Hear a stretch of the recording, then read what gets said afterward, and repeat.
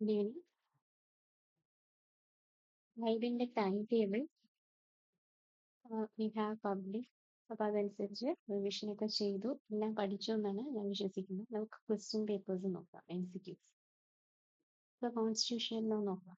Which article of Indian Constitution empowers a citizen to move the Supreme Court for enforcement of fundamental rights? ഏത് ആർട്ടിക്കിളാണ് fundamental right enforce ചെയ്യാൻ ഒരു പൗരനെ സിറ്റിസനെ supreme കോടതിയിലേക്ക് പറഞ്ഞു വിടുന്ന article ഏതാണ്? Article 32. Okay, അപ്പോൾ first ക്വസ്റ്റിൻ്റെ answer B, option B, article 32. Article 32 അനുസരിച്ചല്ലേ നമ്മൾ സുപ്രീം കോടതിയിലേക്ക് പോകുന്നത്.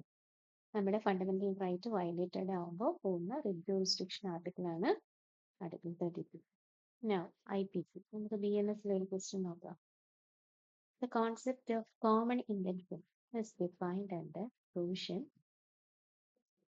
ഏത് പ്രൊവിഷനിലാണ് കോൺസെപ്റ്റ് ഡിഫൈൻ ചെയ്യുന്നത്? IPCയിൽ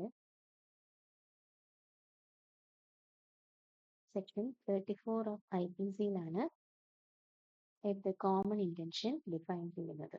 ഓക്കെ, അപ്പോൾ IPCയിൽ നിന്നും ക്വസ്റ്റ്യൻ വരാം. വേർ ആക്ട്, IPCയിലെ വേർ ആക്ടും കൊണ്ടുപോകണം.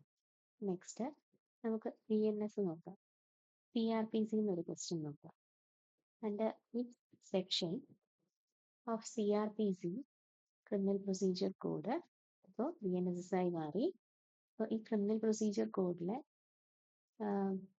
ഏത് സെക്ഷനിലാണ് information relating to a cognizable offence, അപ്പോൾ FIR ജനറലി രജിസ്റ്റർ ചെയ്യുന്നത് ഏത് പ്രൊവിഷനിലാണ്? CRPCയിൽ സെക്ഷൻ 154. ഏതാണ്? 154ലാണ് information relating to a cognizable offence FIR generally register. അപ്പോൾ ഈ CRPCയിൽ നമുക്ക് മജിസ്ട്രേറ്റ് കേസ് എടുക്കുമ്പോൾ കംപ്ലൈൻറ്റ്, പിന്നെ നമ്മൾ പോലീസാണ് കേസ് എടുക്കുന്നത്. മജിസ്ട്രേറ്റ് ആണെങ്കിൽ നേരിട്ട് കേസ് ഫയലിലേക്ക് രജിസ്റ്റർ ചെയ്യാം, അപ്പോൾ കേസ് എടുക്കും. അതല്ലാതെ പോലീസ് രജിസ്റ്റർ ചെയ്യുമ്പോഴാണ് അത് എന്തായി മാറുന്നത്? FIR രജിസ്റ്റേർഡ് കംപ്ലൈൻ്റ് ആയി മാറും. ഓക്കെ, 2 ടൈപ്സ് ഉണ്ടല്ലോ. അടുത്ത് CPCയിൽ നോക്കാം. Which doctrine defined under section 11 of CPC bars the re-litigation of an issue that has already been adjudicated by a competent court? അപ്പോൾ ഏത് പ്രൊവിഷനിൽ ആണ്? സെക്ഷൻ 11ലാണ് CPC വീണ്ടും റീലിറ്റിഗേഷൻ കേസ് വീണ്ടും എടുക്കാതിരിക്കാൻ. അപ്പോൾ അതിന് ഏതാണ്? റെസ് ജുഡിക്കേറ്റ. നമ്മൾ ക്ലാസ്സിൽ നോക്കിയതാണ് റെസ് ജുഡിക്കേറ്റ.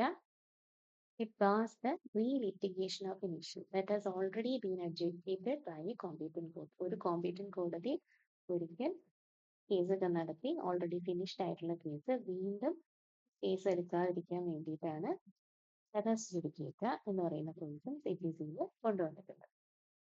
ഓക്കെ, എവിഡൻസ് ആക്ടിൽ നോക്കാം. നമ്മൾ ആദ്യം ഓൾഡ് ആക്ട് നോക്കിയതിന് ശേഷമാണ് അടുത്ത ക്വസ്റ്റ്യൻ സെറ്റിലാണ് നമ്മൾ BNS ഒക്കെ ആഡ് ചെയ്തിട്ടുള്ള കേസ്. അപ്പോൾ ഇതിൽ നോക്കാം. ഡൈയിങ് ഡിക്ലറേഷൻ ഇമ്പോർട്ടൻറ്റ് പ്രൊവിഷനാണ്. നമുക്കറിയാം is admissible as evidence under which section? Dying declaration Indian evidence ആക്ടിൽ ഏത് സെക്ഷനിലാണ് വരുന്നത്? സെക്ഷൻ 32. സെക്ഷൻ 32ലാണ് നമ്മുടെ ഇന്ത്യൻ എവിഡൻസ് ആക്ടിൽ ഡൈയിങ് ഡിക്ലറേഷൻ ചെയ്തിട്ടുള്ളത്. അടുത്ത് ഫാമിലി ലോ നോക്കാം. ഫാമിലി ലോ ഒക്കെ നോക്കാതെ ആയിരിക്കും പോകുന്നത്. ആദ്യത്തെ 5 സബ്ജക്റ്റ് നോക്കുമ്പോൾ constitution, CPC, CRPC, BNSS, BSC ഒക്കെ നോക്കിക്കഴിയുമ്പോൾ ഫാമിലി ലോ നമ്മൾ സ്കിപ്പ് ചെയ്യുന്നത് പതിവ് കണ്ടിട്ടുണ്ട്. ഫാമിലി ലോയിൽ നിന്ന് ക്വസ്റ്റ്യൻസ് ഉണ്ട്. അപ്പോൾ നമുക്ക് ഇവിടെ കുറച്ച് നോക്കാം. What are the essential conditions for a valid Hindu marriage as per the Hindu marriage act 1955? ഏതൊക്കെയാണ് valid conditions Hindu marriage act 1955? നമ്മൾ കോളേജിൽ പഠിച്ചതായിരിക്കും. Parties must be of sound mind. Parties sound mind ആണല്ലോ, ആയിരിക്കണമല്ലോ. അപ്പൊ അത് ഓക്കെയാണ്. അടുത്ത parties must not be within the degrees of prohibited relationship. Prohibited റിലേഷൻഷിപ്പിൽ വരാൻ പാടില്ല. ഇനി neither party has a spouse living at the time of marriage. ഒരു ഹസ്ബൻഡ് ആണെങ്കിലും വൈഫ് ആണെങ്കിലും അങ്ങോട്ടും ഇങ്ങോട്ടും വേറൊരു സ്പൗസ് ലിവിങ് ആയിരിക്കുമ്പോൾ വീണ്ടും മാരേജ് നടത്താൻ പാടില്ല. അപ്പൊ ഇതെല്ലാം എസെൻഷ്യൽ കണ്ടീഷൻസ് ആണ്. അപ്പൊ ഓൾ ദ എബവ് അല്ലേ ആൻസർ. ഓക്കെ, നെക്സ്റ്റ് ഫാമിലിയിലൂടെ അടുത്ത ക്വസ്റ്റ്യൻ കഴിഞ്ഞു.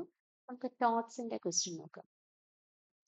ഈ നമുക്ക് എല്ലാവർക്കും അറിയാവുന്ന ഒരു ഡോക്ടറാണ്, സോറി ഒരു മാക്സിമാണ്, റെസ് ഇപ്സ ലോക്വിറ്റർ എന്ന് പറഞ്ഞാൽ എന്താണ്, ഏത് ഡോക്ടറുമായിട്ടാണ് റിലേറ്റഡ് ആയിട്ടുള്ളത് ഇത്? നമ്മുടെ ടോട്ടല് നെഗ്ലിജൻസിന്റെ പോർഷനിലാണ് വരുന്നത്. റെസ് ഇപ്സ ലിക്വിറ്റർ ഏത് മാക്സിമം ആയിട്ട് റിലേറ്റ് ചെയ്യുന്നു എന്ന് ചോദിച്ചാൽ ഈ മാക്സിം ഏത് ഡോക്ടറിനായിട്ട് റിലേറ്റ് ചെയ്യുന്നു എന്ന് ചോദിച്ചാൽ negligence. Okay, next professional ethics. Professional എത്തിക്സിൽ നിന്ന് നമുക്ക് ഒരു ക്വസ്റ്റ്യൻ നോക്കാം. An advocate has a duty to the court to maintain a respectful attitude considering the dignity of judicial office. അപ്പൊ ഈ duty bar council of India റൂൾസിൽ ഏത് റൂളിലാണ് എക്സ്പ്ലെയിൻ ചെയ്യുന്നത്? ഇത് ട്രൂ ആണ്, ഫോൾസ് ആണ്? അതോ ഇത് ഹൈക്കോടതിയിലാണ് ആപ്ലിക്കബിൾ, അതോ സുപ്രീം കോടതിയിലാണ്? അപ്പൊ ഇവിടെ ആൻസർ കറക്റ്റ് ആയിട്ട് വരുന്ന ഏതാണ്? ട്രൂ അല്ലേ? ഒരു അഡ്വക്കേറ്റിന് ഒരു ഡ്യൂട്ടി ഉണ്ടല്ലേ കോടതിയോട്, to maintain a respectful attitude considering the dignity of judicial office. അവരവരുടെ ജുഡീഷ്യൽ ഓഫീസിനെ ഡിഗ്നിഫൈഡ് ആയിട്ടുള്ള രീതിയിൽ റെസ്പെക്ട് ചെയ്യണം കോടതി. നമ്മുടെ കാണാത്ത ഒരു പ്രവണതയാണ് ഇപ്പൊ കൂടുതലും ഇത്തരം റെസ്പെക്ട്ഫുൾ ആറ്റിറ്റ്യൂഡ് എവിടെയും കാണുന്നില്ല. സോ ഈ ക്വസ്റ്റ്യന് ഇമ്പോർട്ടൻസും ഉണ്ട്. നെക്സ്റ്റ് എൻവയോൺമെന്റൽ ലോയിൽ നിന്ന് നമുക്കൊരു ക്വസ്റ്റ്യൻ നോക്കാം. എൻവയോൺമെന്റൽ protection act in India was enacted in which year? ഏത് വർഷമാണ്? 1986ലാണ് EPA ആക്ട് നമ്മൾ ഇനാക്ട് ചെയ്തിട്ടുള്ളത്. ഓക്കെ, 1986. കോൺട്രാക്റ്റിൽ നിന്നൊരു ക്വസ്റ്റ്യൻ നോക്കാമോ? An agreement enforceable by law is a. ഒരു എഗ്രിമെന്റ് ലോ വഴി എൻഫോഴ്സ് ചെയ്യുമ്പോൾ അതെന്തായി മാറി? അതാണ് കോൺട്രാക്റ്റ് ആയിട്ട് മാറുന്നത് അല്ലേ? ആദ്യം ഓഫർ, പിന്നെ പ്രപ്പോസൽ, പിന്നെ അവിടെ എഗ്രിമെന്റ് വരണം, പിന്നെ അതെന്തായി മാറി? ഓഫർ പ്ലസ് പ്രപ്പോസൽ എന്തായി മാറി? എഗ്രിമെന്റ് ആയി. Offer plus acceptance, offer or proposal plus acceptance ആയപ്പോൾ എഗ്രിമെന്റ് ആയി മാറി. ആ എഗ്രിമെന്റ് കൂടെ ലോയുടെ എൻഫോഴ്സിബിലിറ്റി കൂടെ വരുമ്പോഴാണ് കോൺട്രാക്റ്റ് ആയിട്ട് മാറുന്നത്. പിന്നെ ഇവിടെ വേണമെന്നുള്ള വേറൊരു കാര്യം കൺസിഡറേഷൻ. ഓക്കെ, അപ്പൊ ഇതിന്റെ എല്ലാം ആൻസർ കീസ് ഞാൻ പറഞ്ഞപ്പോൾ വിട്ടുപോയിട്ടുണ്ടെങ്കിൽ ആൻസർ കീസ് ഇതാ ഇവിടെ മെൻഷൻ ചെയ്തിട്ടുണ്ട്, ഇത് നോക്കിക്കോളൂ. ഓക്കെ, നമുക്ക് അടുത്ത ബാച്ചിൽ അടുത്ത ക്വസ്റ്റ്യൻസ് നോക്കാം.